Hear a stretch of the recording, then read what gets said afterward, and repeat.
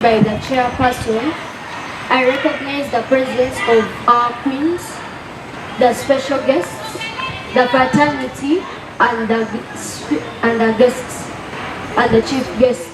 My name is Nanyanzi Andrea Chirabo Melan, and I am here to talk about two crucial aspects of life, which are leadership and governance.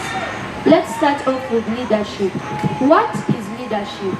Leadership is the process of influencing others to achieve a common goal, and it's about guiding, motivating, inspiring individuals, for example, the youth, to work to a shared vision. For example, Nelson Mandela. He is a good example of a leader who inspired and still inspires each of us to share and work hard to achieve one goal. Now we are going to continue with our second aspect, governance. This refers to the system of rules, practices, and processes by which an organization or society is directed and controlled. It is about making decisions, setting policies, and ensuring accountability. For example, the government of Uganda is making some good decisions to easily govern Uganda, sets policies to make sure that accountability and safety of Ugandans is a must. Now, let us continue to our next phase, which is the importance of leadership and governance. Effective leadership is essential for success in any field. It promotes innovation, productivity, and teamwork. A good leader inspires and motivates others, fosters a positive work environment, and drives progress. Visionary thinking. A good leader has a clear understanding of where they want to go and can inspire others to work towards a common goal. Strategic decision making. Good leaders can analyze complex situations, weigh options, and make informed decisions.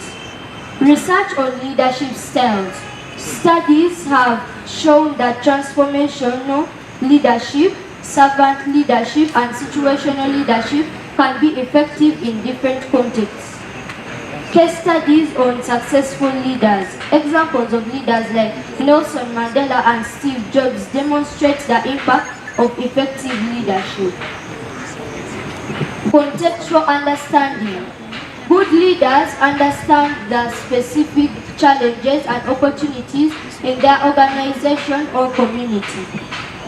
Good governance is equally important. It ensures accountability, transparency, and fairness.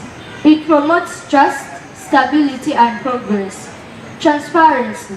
Good governance involves transparent decision-making, processes, and accountability. Case studies of successful governance. Examples of effective governance can be seen in organizations and countries that prioritize transparency, accountability, and stakeholder engagement. Contextual understanding. Effective governance takes in account the specific needs, challenges, and cultural context of an organization or community. Adaptability. Good governance involves being responsive to change circumstances and priorities. Let us look at some of the advantages and disadvantages of leadership and governance. Improved decision making. Effective leadership and good governance lead to more informed, transparent, and accountable decision making. Better resource allocation. Good governance ensures that resources are allocated efficiently and effectively, leading to better outcomes. Disadvantages. Time-consuming processes. Implementing effective leadership and good governance can require significant time and effort. Examples of good governance and effective leadership. Singapore's government, known for its transparency, accountability, and efficiency, Singapore's government has implemented various intensibilities and to promote good governance. Nelson Mandela's leadership. in South Africa is an example of effective leadership where he brought people together and worked towards a common goal of reconciliation and nation building. In conclusion, let us strive for effective leadership and good governance in our personal and professional lives. Thank you. Ability of an individual or a group of people to lead others towards a common goal. And governance, this is an activity through which country, an institution or an organization is controlled.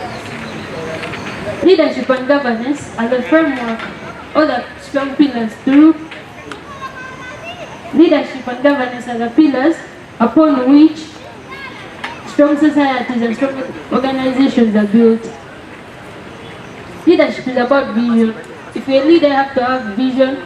You have to inspire others as a leader and influence. Governance, on the other hand,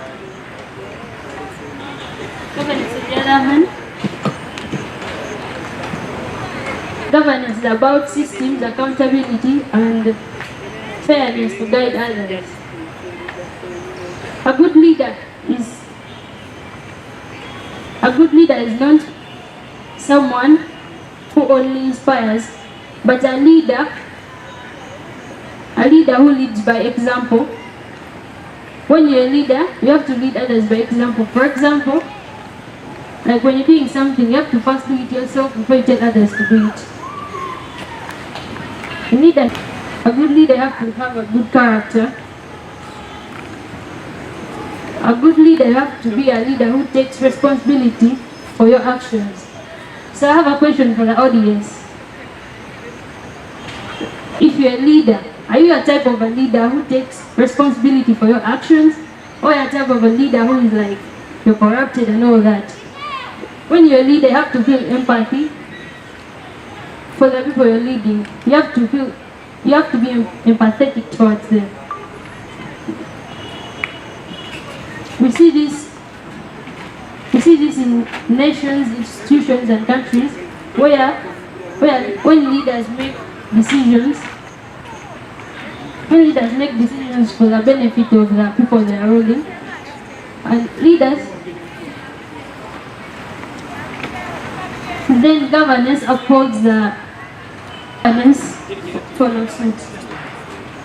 In conclusion, each of us in our own way has a role to play in leadership and governance in our families, communities. So the future is not shaped by a few in power, but by all of us taking responsibilities. Thank you. It's on all social media platforms. I think all of you should come and follow up. And I would like to also talk about what are you a doctor? Are you a doctor? You're a doctor. Like you talked about something called mental health. Like I personally, by the end of this month, I'll be starting up a campaign in schools called all about the mental health, like mental health in schools campaign. And after here, like I'll be coming through, like to get some hint about the mental health, because I didn't go, like I did not study that. That's why I would like to inquire from you more. Yeah, that's all I would say. Thank you so much. Like, thank you, Honorable, for showing up. After here, I would like to come and say hi. To get some awareness and prevent, it is far much better, because we don't have the space anywhere. And for the private clinics around for mental health are also overwhelmed at the moment. And the whole treatment is kind of expensive. So now, there is this gentleman who simply says, ogera n'olyanga stress akoze eki? Ogera n'olyanga stress akoze eki? Manya gange Albert Kusige, nga ndi clinical psychologist, ate mental health advocate, ate era nga ndi founder wa Albert Mental Health Foundation, Uganda. Obubaka bwe nnina eri eggwanga bugenda ku nsonga z'ebyomutwe oba kye twaliyise mental health. Era ensonga zino zitandikira nnyo ku nsonga ya stress, naye nga stress abeera triggered n'ebintu ebimu. Ensangi zino abavubuka tuyina embeera y'okugamba nti tusomye naye ng'emirimu gikoze ki, gibuze. Embeera eyo nga omuvubuka talina gwayogera naye neyesanga nga anoonyeza ekiyinza omukkakkanya, nga stress anoonyeza omulimu, avudde eno neeno ekitabo kimumenye, ajubilatinze, agraduatinze, ali on street with the papers, no job, eyesanga nga atandise okubeera nga afuna stress. Ate stress eno bwejja eba uncomfortable. Naturally stress, mental health tension which needs action. Abavubuka abasinga batakinga action okubeera nga bekkakkanya n'ebiragalalagala, oba oli awo si ye yalibadde enkola entuufu. Ate ng'ebiragalalagala bino gy'okoma obikozesa biri addictive in nature. Yes, bigenda kuwa relief, but it's going to be like a mask. Mask agenda abeerawo katono nnyo, bimale bikole ki, biveeko oddemu ojjukire nti tolina mulimu. Ebikoma okubeera nga obikozesa weesanga nga mutuufu embeera ekoze ki, etandise ottabuka n'ozaala ekirwadde kye bayita addiction ekiri chronic in nature. Ekirwadde kino si kirungi nnyo olw'ensonga nti weesanga nti kitandika okulya organize ez'omubiri, ne kitandika okwonoona obwongo, ne kitandika okubeera nga kikumalako emirembe, n'olwala neyali yasoma n'oba nga ataasoma. So ate nga walondanga mu ntandikwa nga okironda, wakirondanga solution okusobola okubeera better. So ne weesanga nga ebiragalalagala bino byonoonye nnyo abantu. Ebiragalalagala bingi nnyo, waliwo bye bayita stimulants, waliwo bye bayita depressants, omwenge, enjaga, cocaine, ebintu bingi nnyo abantu byebakozesa ebibakuba okusobola okwekkakkanya ne biboonoona. So mbadde nsaba ebiragalalagala bino omuntu nga tanatandika bikozesa totandika. Atandise noonya obujjanjabi ng'obudde bukyali, atandikiriza bambi komaawo. Obanga olwadde ekirwadde kino osobola okujjanjaba mu rehabs ezimu, oba n'ogendako ebutabika, oba n'olaba abakugu, clinical psychologists, psychiatrists, nabeera nga bakutaasa embeera eno, n'obeera nga ate owa value ekitabo kye wasoma, ate n'onoonya ebitabo. Era mbuuza nnyo n'abavubuka okubeera nga bali initiative. Tetugenda kubeera nga tulinda mirimu ever. That's the education system kyetusomesa nti soma nnyo ofune grades ennungi onoonye omulimu bakuwe.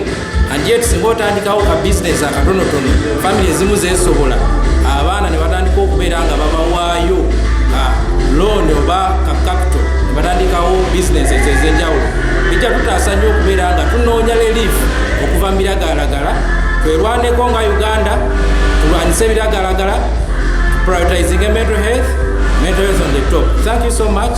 I remain Albert Businge, a clinical psychologist, a mental health advocate, and the founder of Albert Mental Health Foundation, Uganda.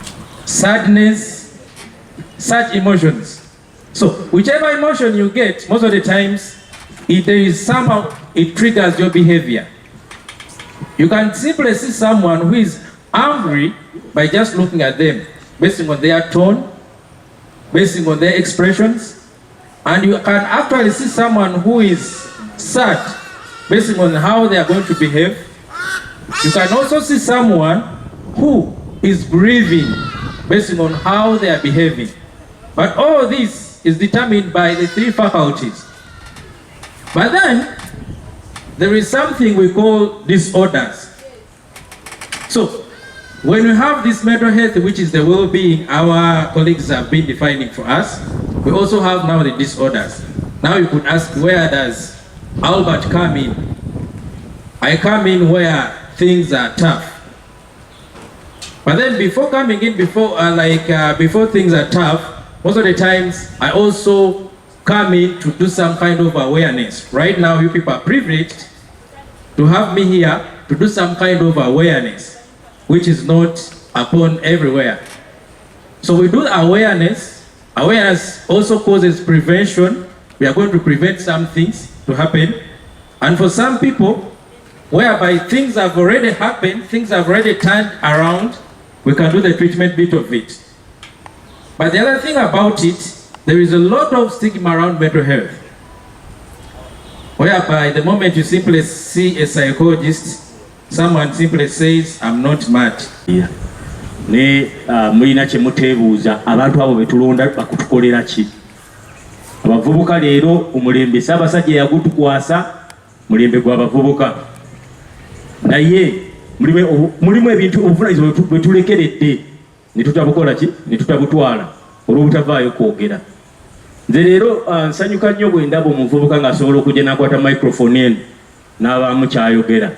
Oba ayimba, oba atontoma, oba ali mu comedy, naye ng'asobola okuyimirira n'avaamu eddoboozi erisobola okumukola ki?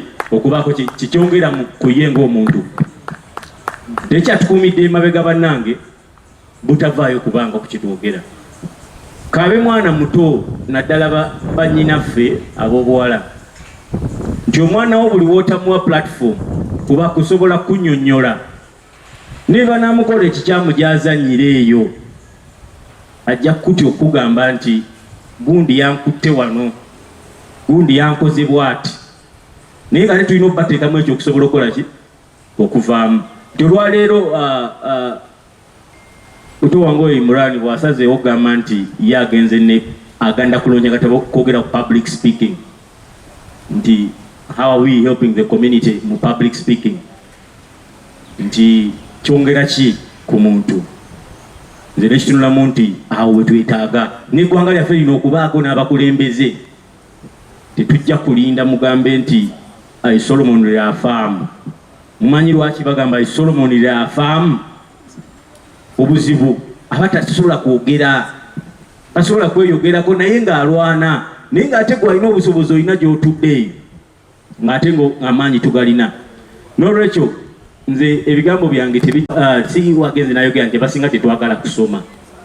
Ninzijukira waliwo ka story ke nasoma ng'omwana yagetuka okgenda ku ssomero mu holiday, batuka okgenda ku ssomero naye nga jjajjawe yamugamba nti bona agenda mu college ngenda kuwaayo $100 era bwe yatuuka okgenda ku ssomero namugamba jjajja kati ntuusiza okukola ki?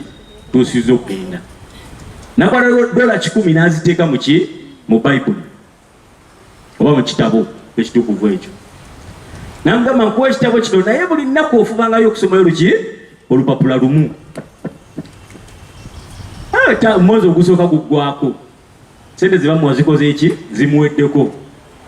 Akubira jjajja naye jjajja waŋŋamba ogenda kumpaayo $10. Namubuuza naye mutabani osoma Bayibuli gye nakuwa? Nti Bayibuli enjini erina wakati ndi kumpi kola ki? Gimalako. N'agamba ye bw'oba osoma Bayibuli eyo oli mwana mulungi, sente ngenda zikola ki? Ngenda zikuwa.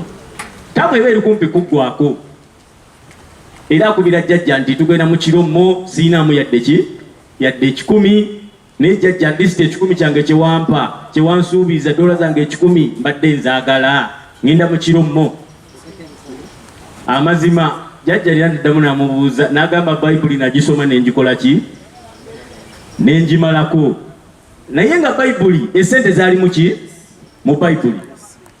N'olwekyo oluusi abaana baffe ne baganda baffe ne bato baffe nti mulimu ebintu ebimu bye tubayigiriza nti tugenda muka kubanga okusoma si kyekintu buli omu kyogenda omutendeka nti soma leero tandika okusoma nsoma kino kuba amagezi agasinga era abazungu bagamba nti ng'oyagala okweka omufirika okumanya kuteeke mu buwandiike.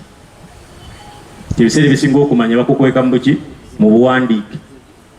Nti ebirabo ebyo omuvubuka okuva olwo bwe yamanya nti sente baziteeka mu Bayibuli, buli katabo ke bamuwe waka afuba okulaba nti akasoma ne kakola ki?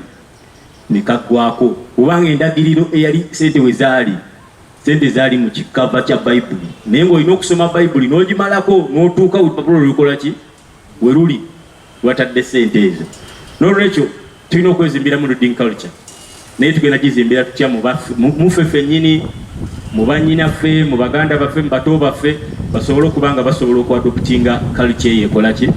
Ey'okusoma, ey'okwemanyiza okubaako etuyiga, because okuyiga tekuggwaayo. Nti olwaleero tuli mu public speaking naye osobola okuyimirira kubanga ffe baatugamba nga wetwanoonyeza emirimu nga babayita ku interview bagamba mwenna talk about yourself era omwana oyo ataakola public speaking yafunanga obuzibu okunnyonnyola era ng'oyo avaako automatically. Era ekibuuzo ekyo simanyi oba nemwe kikyabasumbuwa. Talk about yourself. Oyina gamba come from Kawempe n'akola ki n'akomaawo nti me my name n'ayogera erinnya lya muzadde we n'ayogera erirye naye nga yazze kusaba muki mulimu naye nga ate bino betukola ki betulina okuyitiramu. Kino lwaleero kalikulamu yaffe ekyuse nti kalikulamu erimu skill nti public speaking tugifuula skill ate bulaba omwana wo ng'ajja adoptinze kimanye nti nayo with time esobola okuba monetary ate twemanyiza okuwandiika. Lwe tubeera nga tuwandiika buli kyoteeka ku note which means ojja kisoma tuba tuzimba reading culture mu baana baffe. N'olwekyo nga maze okwogera ku ebyo mbadde njagala njogere katono ku side yange ya advocacy, be it for any service, because we have very many services which we benefit from this government that have been covered by politics. Today, we are trying to engage the public in voter education. Recently, we were in Parliament for an exercise, and the ballot papers were brought. Remember, these are MPs. An MP put on a ballot paper, I don't want you.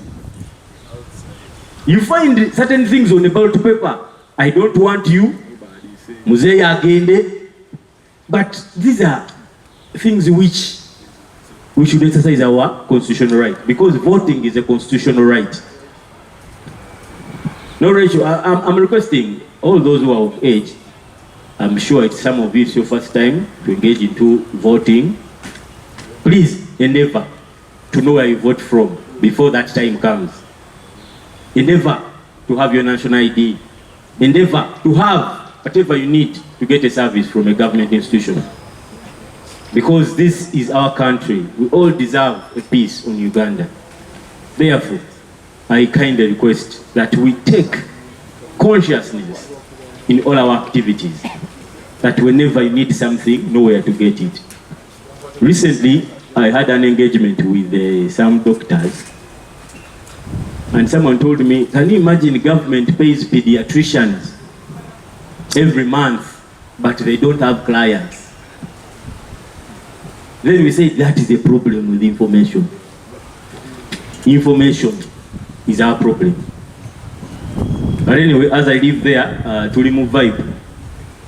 Nti olwaleero kusanyuka kuchamuka yasazeewo aveeyo abeeko kyawandika akibateere mu kitabo. Era tusaba bofunye access ku kitabo ekyo, please. Somamu. Simanyi oba waliwo copies abantu ze bayinza okwayaringa, because wandibaddewo table at least abalina interest banne bafune ku katabo osobola okukasomamu, because buli twemanyiza okusoma banne nsonga nkulu osoma degree n'ogiteeka ku mutwe naye nga amazima nekyogenda okukola tokimanyi. Kibi nnyo okubanga oli graduate ng'ate onoonya mulimu mu era eno era ya AI. Ti leero waliwo influencer, mpulidde boogera ku ba influencer. Ba influencer bakolera waka, teri akeera mu ofiisi, simu ye nakukola ki kunoonya content, because nagwo gwafuuse omuki gwafuuse omulimu. Osanga oli alina akasimu ng'omwana atandise wa senior 2 naye nga mu holiday oba nakiraba ku kalenzi bakayitibwa Brendan something, nti yatandika ekintu nga demonstrating ekibeera mu class, what happens in class, what happens at school, which was content yali ennungi okusobola okukola ki okusobola okuba nga motivating the youth. Olwaleero ba youth tulina ebintu bingi bye twetaaga. The beauty, si wegede ku TikTok. TikTok nungi because it is also a marketing tool. Nti abagikozesa obulungi nti buli aliraxing analiraxingira ku TikTok aba alina product y'omuntu gy'agerera kukola ki okuwa amaanyi nti waliwo agenda okubaako kyatunda. Naye sijja kufuuka nti ndi ku kadaala kanoonya bululu, nedda. Olwaleero tuli ku book launch ya Imran era tusaba bwemwafuna akatabo era twebaza nnyo Imran ne tiimu ye abasobodde okumpiringa information gye bakompirinze nti mu creating eyo ne catalog ey'abasomi. Let it be a reading session. Nti gundi nja kukubira wasooka soma chapter mmeka titutuuke nga n'akatabo kano tusobola okafuula audio book. Abavubuka tuwuliriza nnyo okusinga mu mata okusinga okukola ki okusoma. Nti how can we create our content in the book into an audio book? Because olwaleero abasinga batunda obutabo online because of audio book. Tufuneyo mumu ayina eddoboozi eddungi asobola otusomera akatabo. Maybe as we start the function, mwami watusomerayo chapter emu ne writer akole ki atu interpretation yayo. We call it a day. Thank you very much and thank you for your time. Nzina Kibu Suluga Senkulu w'ekitongole ky'Essaabasajja Kabaka eky'ebyobulambuzi Uganda Heritage and Tourism Board. Olunaku lwa leero tuli lwa mukisa era tulina essanyu lingi nnyo olw'okuba tukyazizza bannabitone Omusaayi Muto nga bakulembeddwamu munnaffe Imran. Ekibalisibwa olwaleero okuvuganya mu bitone eby'enjawulo okuli okuyimba, okwogera mu bantu, okwolesa emisono n'ebirala ebifaanaganako ng'ebyo. Ate n'ekisingira okuba ekikulu nti munnaffe Imran abadde atoogoza ekitabo kye nga kikwata okwogera mu bantu. Okuguka okwogera mu bantu kye kimu ku bintu ebisinga okwetaagibwa mu bulamu bwaffe. Era abantu bangi bafuna okusobogera mu bantu ne balemererwa, naye Musaayi Mutondo Imran ku myaka gye atuwandiikidde ekitabo ekituyamba okumanya bwe tusaana okwogera, bwe tukozesa ebigambo ne bwe tusaana okugamba abantu batufune omukisa.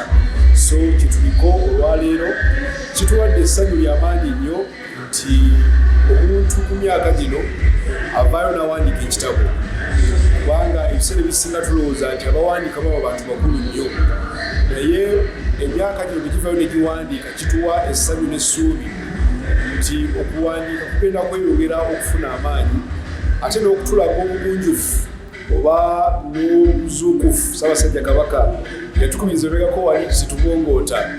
Kaakati Imran ono tabongoose kubanga ku myaka gye avuddeyo n'alaga bato banne ekyokulabirako nti abavubuka ku myaka emito balina ebyamaanyi basobola okugatta ku nsi eno nga bakola ebyo balina mu busobozi bwabwe. Tekikwetaagisa kukola kinene nnyo. Mu busobozi bw'okozesa omutwe gwo oyiye olowooze ogatte ku ebyo ebisaana okukolebwa. Kati ne Imran kyakoze ate n'atakoma okwo n'akuŋŋaanya ne bavubuka banne bonna n'abaleeta babeewo bafune ekyokuyiga beegombe ate n'okubawa omukisa okuvuganya n'okwolesa ebitone. So tukubiriza abavubuka bonna gye bali eyo nti tebeetuulako. Okusoma kwokka tekugenda kutuyamba kutukuba bye twagala, naye tweyambise nnyo ebintu ebitwetoolodde ebiri mu bifo gye tuwangaalira tubeyambise okugyamu ejjamba. Omuntu bw'owangaalira mu kifo tunuulira ekifo ekyo gy'owangaalira, tunuulira okusomoozebwa abantu abali mu kifo ekyo kwe bayina. Omala otegeera okusomoozebwa kwe bayina, kozesa obwongo Katonda bw'akuwadde, oyiye okozesa amagezi go ofune solution oba onogera eddagala ekizibu abantu abo kye bayina. Bwonna anogera ekizibu ekyo eddagala ojja kufuna ensimbi nga nnyingi nnyo. Bwe tubeera mu biseera nga bya musana mungi, twala ekyokulabirako, tuli mu biseera bya musana mungi, owangalireyo mu katale ebibugu bingi, musana gwokya abantu. Lwaki tokuŋŋaanya n'okuŋŋaanya n'osobola obutunda n'obuwa abantu ne babunye n'ofunamu ssente? Bubeera ng'owangalira waliwo abantu abagala okubeera smart ennyo. Lwaki toyiiya n'oteekawo olwakubira engatto? Tulina bannaffe nga mu kaseera engatto weefunako akafuufu adduka misinde n'agirongoosa, n'obeera ku kizimbe ekinene kiriko abantu bwe batyo n'oteyambisa mu kisoogo okukifuna. Bw'oba olina ekitone Katonda kyakuwadde, lwaki okitundira, lwaki okisakkana? Tolina kikkakkanya, kirwanirire kijjeeyo, kubanga bw'okulaakulanya ekitone. Tulabye abantu bangi mu bitone byabwe, abasambi b'omupiira, abayimbi, abazannyi b'akatemba nga beeyagala mu bulamu bwabwe ate ne bamaliriza nga bafunyemu n'ejjamba eribayamba okulabirira abantu baabwe. So tukubiriza abavubuka balwane okwezuula, twezuule tumanye ebitone bye tulina, twezuule tumanye obusobozi bwaffe, ate tubikulaakulanye tusobozese okutuuka ku kkula lyetwagala ery'amaanyi. Kibi nnyo omuntu okuba nti asomye naye nga tamanyi kyali, tamanyi kitone kye, tamanyi maanyi Katonda ge yamuwa era nga tasobodde kugeyambisa mu kulaakulana. Kisonga Obwakabaka Ssaabasajja Kabaka yasimba minisitule y'abavubuka n'agigattako ekkono erya ebitone nti abavubuka ebitone tusobola bizuula ng'okaddiye. Ennaku zino waliwo bwe tulaba nga basajja bakulu bakadde naye nga bakeezuula era batussa enseko z'amaanyi. Naye abavubuka be balina okwerwanako bazuule ebitone byabwe beekulaakulanye bakulaakulanye, kibayamba okuba abalamu, kibayamba okweyagala mu bulamu ate n'okufunamu ejjamba. So mukulaakulanye ebitone mweyagale ate n'abazadde. Abazadde abamu abaana bwe bajja mu bintu bino, abazadde abamu babagaana okujja nga bagamba nti bazze mu byakwololeka. Naye ndowooza nti omuzadde bw'awaayo obuvunaanyizibwa n'alondoola omwana gy'aba agenze ne byakolayo, kimuyamba okumanya oba byalimu birungi oba si birungi. So si kirungi omuzadde okusinzira obusinzi mu bbanga n'agamba nti omwana we tajja genda mu byakuyimba, tajja genda mu byakatemba kubanga byagondoonefu. Bino bitone ebiyamba abantu bano okwekulaakulanya ate n'okugatta ku nsi. Abayimba ennyimba tuzijjamu amakulu, abazannya emizannyo tugijjamu amakulu, bagigatta bulungi ku nsi yaffe n'okukuuma ennono zaffe. Bwe bayimba ennyimba bakuuma olulimi lwaffe Oluganda, bwe bazannya emizannyo batusomesa obutulamu ne tuyiga ebintu eby'enjawulo. So tukubiriza abazadde bawagire abaana baabwe bajje beetabe ebitone, bikolesa ebitone ate bakulaakulanye ebitone byabwe, kibayambe okubeera abalamu, kibayambe okweyagala mu bulamu, kibayambe okukola emikwano ate n'okufunamu ejjamba. Ayi Katonda akulima Ssaabasajja. N'okusomozebwa okw'amaanyi, okwebbula ly'emirimu era nga abavubuka abasinga bava ku yunivasite balowooza kugenda mu makampuni n'ebitongole bya gavumenti okusaba emirimu. Naye ekituufu kiri nti emirimu tegiriiyo. Abantu abafa mu yunivasite, mu yunivasite tulina nnyingi ennaku zisukka 20. Mu yunivasite buli mwaka efulumya abayizi bayitirivu. Kakati abavubuka bonna abava mu yunivasite bwe balowooza nti banaatuula eyo oba banaagenda basaba emirimu mu gavumenti oba mu bitongole by'obwannakyewa bagifune, kiyinza obutasoboka. Naye abavubuka singa bonna bakolanga Imran, kubanga Imran akoze ebintu biri olwanira. Ekisooka awandiisa ekitabo. Okuwandiika ekitabo mulimu ogwetongodde.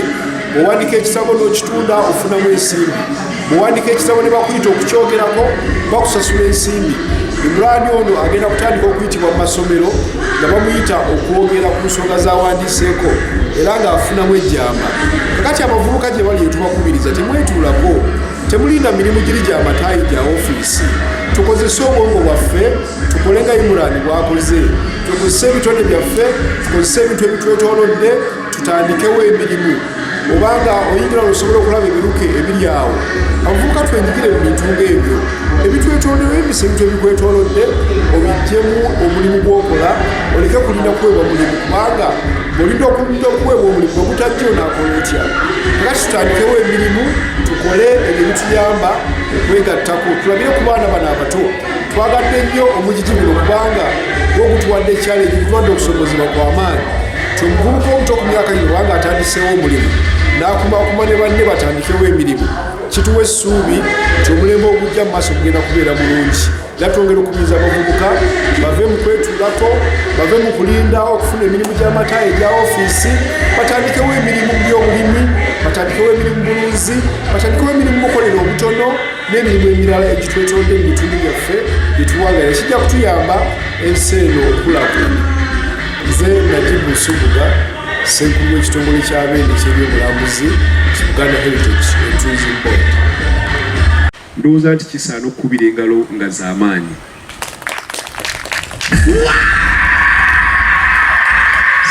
Tukumuzaaliza olw'ekyo ky'otuuseeko era tulowooza nti egenda kuba ntandikwayo okuwandiika ebitabo ebirala.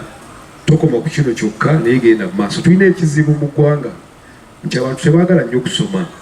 Abantu abasinga baagala nnyo okulaba firimu ne vidiyo, era bw'otambulamu n'osanga bali ku masimu abasinga ojja basanga bali kantu kaffe kali akaakabye ennyo katikatoka TikTok. Abasinga kwe bakola ki? Bw'obawa ekitabo okusoma bakaluubirizibwa.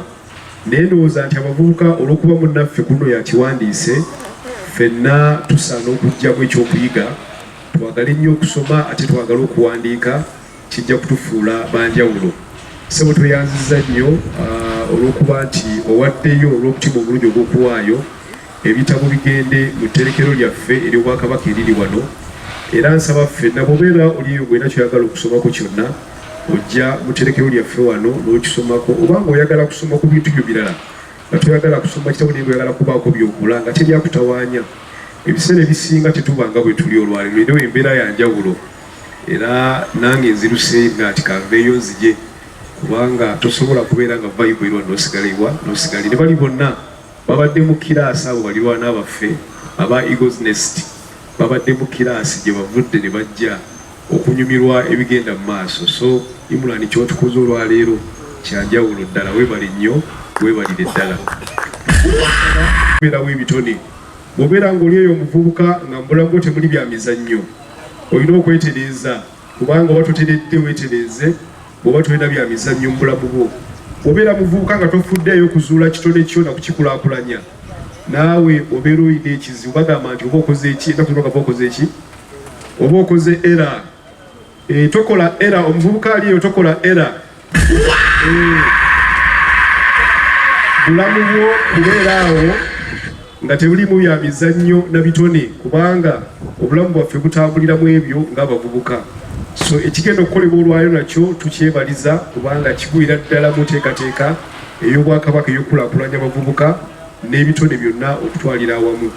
Tuyozaayoza abo bonna abeetabye bagenda okwetaba mu nteekateeka eno, era tubaagaliza obuwanguzi obw'amaanyi. Buli omu muwanguzi, buli eyosobolayo okujja ne yeetaba mu kuvuganya abeera muwanguzi. Ekyenjawulo kiba kimu, tubabawo abasukkuluma ku balala ne bagamba nti be bakulembedde, naye ffenna nga bwe tuba tuzze tubeera bawanguzi, kubanga abantu bangi ababadde eyo nga tebasobola kujja kukola ekyo ky'oba okuze. So tubayozaayoza era tubakubiriza tugende mu maaso n'okutumbula ebitone byammwe ate n'okubyeyagaliramu. Abantu bangi mbeera nnyo ku makya ku radio ogwo ku puroguramu y'ebimizannyo nga boogera nnyo ku mizannyo gy'emipiira, kuba ebikonde byonna giva mu bitone. Nebeerako ne ku puroguramu endala bagiyita Township Tunes ku CBS FM, ebeera mu ssaawa za managa bya misana, nga boogera nnyo bo ku bayimbi n'abazannyi ba katemba n'abafirimu. Naye ekimu ku basinga okwogera ku bantu bano ze nsimbi ennyingi ze bayoola nga bazijja mu bitone byabwe bye balina. Kakati bw'oteekayo omwoyo n'okulaakulanya ekitone ekyo era n'okyagala nnyo, omaliriza ofunye ekyamaanyi nnyo mu kitone ekyo, era osobola okulaakulana, ofuna emikwano, ofuna ensimbi n'obulamu bwo okweyagala obulungi. So mbakubiriza tugende mu maaso n'okwagala ebitone n'ebyemizannyo kitusobozese okuba ab'enjawulo. Awamu n'ebigambo ebyo neegatta ku munnange ono okwongera okubeebaza mwenna olw'okujja okubeerawo ng'akola ekikulu ennyo mu bulamu bwe eky'okutongoza ekitabo kye kisoose, ate kitandise mu lugendo olw'okuwandiika ebitabo.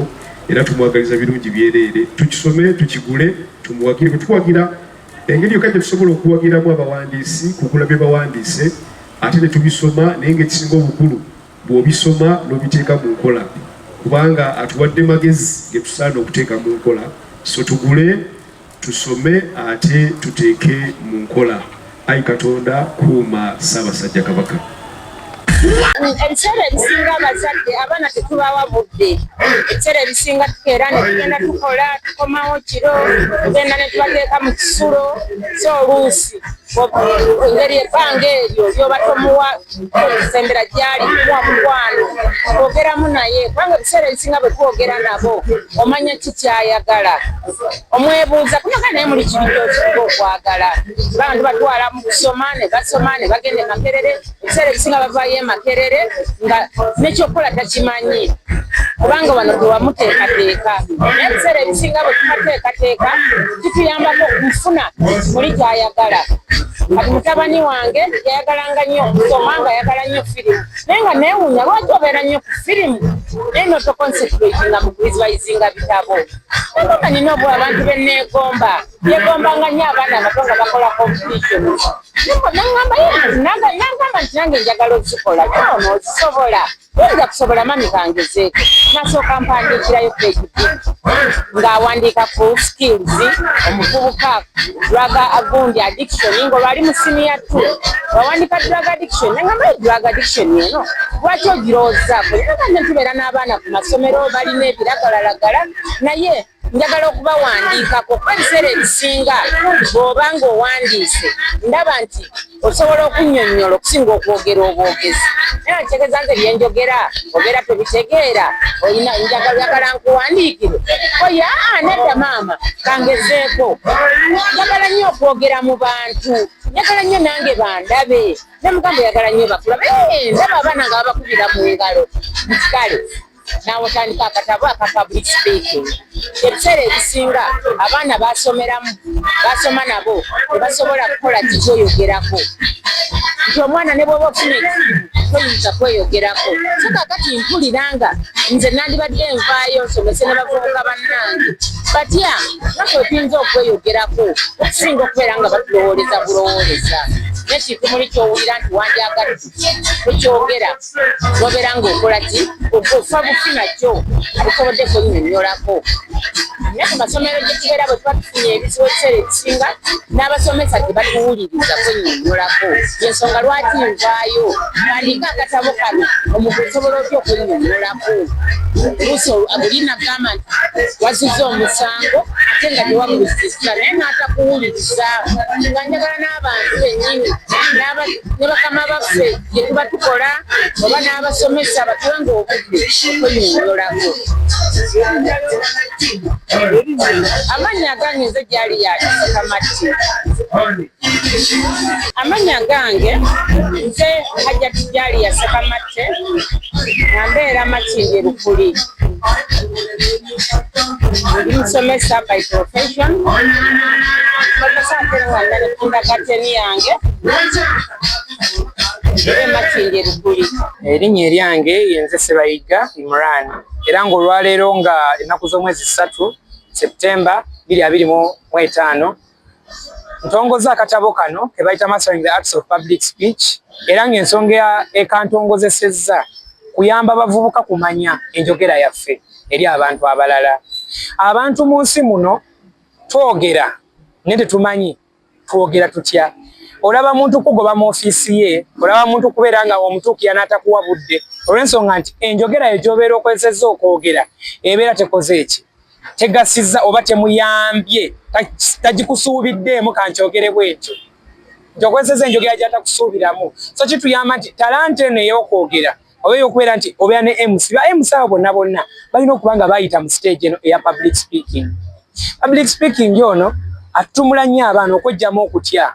Omwana aba n'okutya buli wabeera akola ki buli wabeera nga tasobola kugeya na banne kozi tutuula mu baana bannaffe naye ng'olaba nti omwana ne waba abantu babiri nga bamugee nti kati genda ku stage nga gye tubadde naye olwaleero nti abeera atya newaba ayina ekitone kitya newaba amanyi okuyimba newaba amanyi okuzina bimulema okuzina olw'ensonga nti talina confidence eyo talina bumalirivu. So ensonga endeeseza akatabo kano ekandeeseza okubeera nga abaana bano bafuna obumalirivu olw'ensonga nti wenkatongola olwaleero ne katambula nawe n'okafunako n'okasoma oba n'ogulako kopi ey'akatabo kano kikuyambako okusoma mu n'omanya nti ntereezezza ntya mu njogera yange nkoze ntya. Era abalabi bonna bonna njagala beeyanza bonna abatulaba KSTV tweyanza nnyo tweyanzizza ddala n'abatwegaseko ku mukolo guno. Omukolo guno tegubaddeeko kutongola katabo kokka wabula tutumudde n'ebitone ebirala ng'ebyo ebya modeling abaana okubeera nga batambula ne balaga ki kye basobola. Talanta ey'okuyimba omwana n'ayimba n'abeera ng'ayimbye n'awulira nti nyimbye. Talanta ey'okubeera ey'okwogera yennyini eri mu katabo nti ebintu bye twawandiika mu katabo oba ebintu bye nateeka mu katabo ako abazze okusulumula ekitone ky'okwogera basobola obbiperfectinga y'ensonga etuteesezaawo nationals zino. Ekirowoozo kino nakijja ku bazadde bange.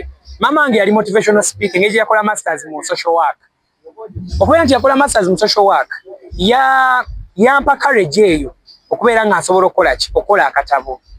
Wamu nina omuwala mukwano gwange gwe nsoma naye bamuyita Catherine Karungi era nga Queen. Okubeera nti oyo Queen yatongola akatabo ke kebayita Proud to be a Ugandan. Newe yamala okatongola bwaki nange nenfuna ekyo ekirowoozo kuba nali mpandisa wabula nga sirina maanyi gakola ki gatongola nga ntidde nti engeri y'okutongola akatabo kiba kyetaagisa ssente nnyingi. Naye bazadde bange bwe bankwatirako wamu n'abantu ab'enjawulo be nayitaayitamu kyannyamba okukola ki okubeera nga ntongola akatabo kano. Obubaka bwe nnina eri abavubuka nnyongera okubagamba oba nnyongera okubakuutira mubeere nga mwenyigira mu mirimu nga gino. Mwenyigire nnyo mu bintu ebya talents. Omuntu yenna akola funding, abe muzungu abe muki, azikola out of talents. So mbakuutira okuba nga mukola talents, kibayambeko kola ki nammwe okuvaayo. Era ddala erinnya nsigala Sebayiga Imran, a youth advocate and an author and a CEO of Talents Initiative. Thank you so much.